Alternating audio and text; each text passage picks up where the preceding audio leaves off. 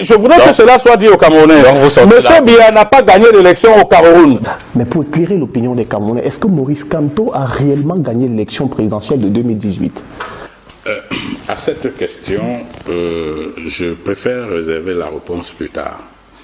Parce que j'ai une sortie, une giga sortie que je dois faire sur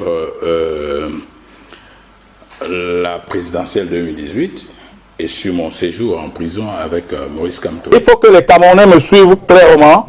Monsieur Biya n'a jamais gagné d'élection. Je peux vous garantir qu'on aura les horaires. Le vainqueur de l'élection au Cameroun, c'est monsieur Maurice Kamto. C'est le vote tribal qui fonde votre conviction. Appelons ça votre tribal. Mais sauf que je souhaiterais que tout à l'heure, vous apportiez un peu d'eau dans le vin pour dire que moi je ne suis pas Bamileke. Pourtant, je suis avec monsieur Kamto. Pour dire que Penda Ikoka n'est pas Bamileke. En même temps. Non, s'il vous plaît, s'il vous plaît. En même temps, justement pour mettre de l'eau dans le vin. Oui. Vous avez quand même une filiale. Mais la filiale est de 25%. Elle est de 25%, monsieur. Elle existe. Non, je dis qu'elle est de 25%. Elle existe. Et nulle part au monde... Comment vous faites ce pourcentage? Non, je fais le pourcentage et ça, je le répète ici aujourd'hui. Je l'ai dit déjà sur votre antenne. Absolument. Ma mère est de Douala et de Wodi. Vous savez que les Douala et de Wodi, c'est de Sawa? Absolument. Vous le savez? Absolument. Mon père est de Dibombari.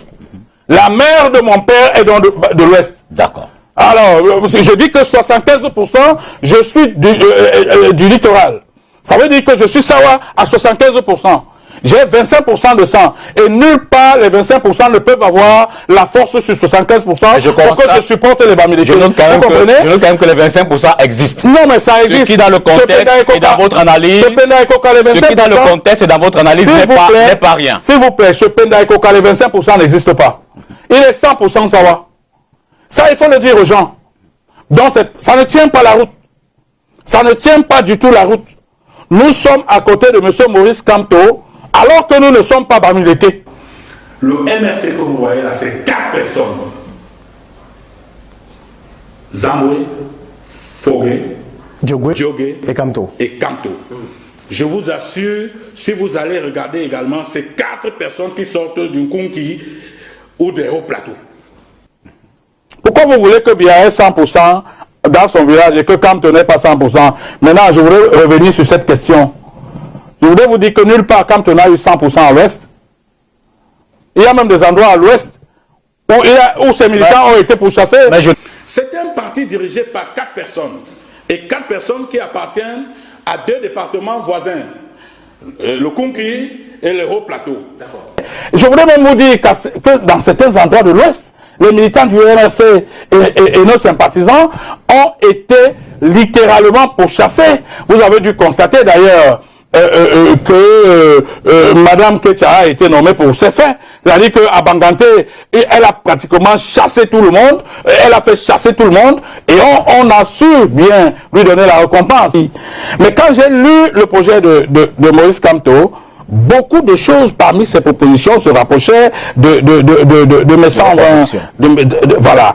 Donc du coup, je me suis dit, si son projet n'était appliqué qu'à 40%, le pays changerait. Kamto est zéro en politique.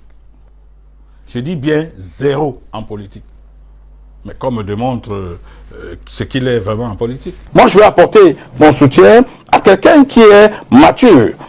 Mature d'abord parce que vous savez que c'est un avocat international, il a une forte expérience, il a été membre du gouvernement dans ce pays, il a été brillant avocat partout, et en plus maintenant, il avait, en plus de tout ceci donc... On ne doit pas non plus jurer de son expérience en tant qu'homme politique, c'est seulement en 2013 qu'il... Non, en politique, on se bonifie. Au moment où moi je faisais les critiques à M. Kamto, il n'était pas encore bon. Vous direz la force de l'expérience. Non, c'était pas ça, c'était pas mon niveau. Mais au fur et à mesure, j'ai vu un gars faire 366 communes au Cameroun. J'ai vu le gars aller parler aux gens. J'ai vu le gars faire le sprint. J'ai vu le gars se bonifier au fur et à mesure. Si M. Kamto est président dans ce pays, le Cameroun tombe dans la guerre immédiatement. Franchement, cet homme-là est mentalement instable. Mentalement instable. Comment quelqu'un, le matin, il dit un truc. À midi, il dit exactement le contraire de ce qu'il a dit le matin. Je ne comprends pas.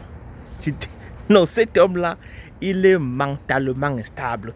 Et quand je vois comment les Sardinats partagent ses vidéos, les Sardinats partagent ses posts, je comprends pourquoi est-ce qu'on avait dit que les Sardinats sont des sangliers. Les Sardinats sont des vrais sangliers. C'est pas moi qui le dis, c'est ce gars-ci. Moi j'ai mon fusil de chasse, c'est pour tuer des sangliers. Je vais tirer un Sardinat avec ça.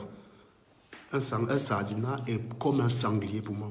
Il est comme un sanglier. Ouais, les Sardinats sont les vrais sangliers. Franchement, tu peux être bête, tu peux être fou, tu peux être n'importe quoi. Il suffit seulement que tu aies Kamto et tu deviens leur ami. Le MRC et le MPCN vont faire chemin ensemble. Jamais, moi, Paul-Éric Ngué, jamais le MPCN ne trahira le MRC et vous pouvez être sûr. Cet homme-là, il est mentalement instable. Ciao.